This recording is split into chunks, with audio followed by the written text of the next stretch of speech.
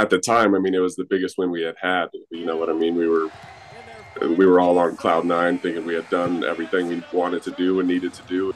It was March of 2014. Mercer just won the ASUN Conference Championship, earning them a berth into the big dance, March Madness.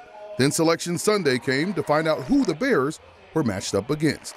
It's funny because I'm pretty sure Coach Hoffman called it. He just had an itch. He was like, I think we're going to get Duke. Coach Bob Hoffman was right. Duke, one of the most decorated programs in college basketball history, led by a legendary Coach K, and those outside of Mercer's camp thought a first-round L was on the way for MU. I think the biggest thing I remember about that, even week leading up, was how great those practices were. I mean, it was one of the toughest weeks because we were practicing so hard, but it was just such a valuable time of, just getting better, grinding with your brothers. Both teams entered the tourney with 26 wins apiece. However, Duke was a 3rd seed and Mercer a 14. The game was being hosted in the Blue Devils' backyard in Raleigh, North Carolina. The odds were not in favor for the orange and black. Everybody was all nervous because we're on this huge stage and we're playing one of the best programs in the history of college basketball. But we got all that out, I feel like, in the first few minutes of the game. But experience was on Mercer's side. By the second half, it went from I think we could win this to why can't we win this? We're better than them. I mean, we beat Florida State, Georgia Tech, Ole Miss. It wasn't some new territory for us. Obviously, it was the tournament, but we were ready to go. We were ready to have fun and play. And it was, in a weird way, it was our biggest stage ever, but it felt less weight on our shoulders since we had won the ASUN. After 40 minutes on the floor, led by 20 points from 6-year senior Jacob Gollon and 17 from 6'11" Daniel Coursey, the Bears upset the Dukies 78-71 to earn their first tournament win in program history.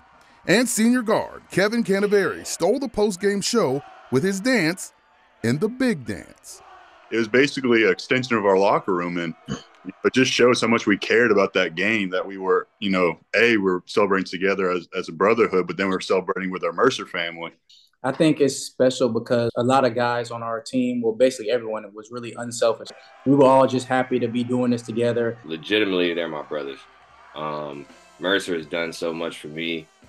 Not only just talking about academics and getting to graduate and getting a chance to play Division I ball, but put me in a group with these dudes. It means a lot. Little did we know a couple weeks later that win would be highly overshadowed for the rest of our lives. The victory and the loss of one of their teammates the following year only strengthened their bond. Senior Jabri Bryan was shot and killed near Mercer's campus in February of 2015. My relationship with him was really special. I'm thankful all these guys are here today. It's hard not to think of the loss when they remember the win. But every year during March Madness, the crew is reminded of their one shining moment on social media or during a broadcast. But it's actually not something the fellas discuss very much at all. In our group chat, we don't really talk about our wins or the Duke win or the things that we accomplished as a team. It's more just the brotherhood and the love we have for one another. It's a special group for sure. With special memories for many years to come. Those moments I think I'll always remember forever. The wins were great. All this was great, but the things I remember most are the guys. So that's what I'll carry on, pass on to my kids.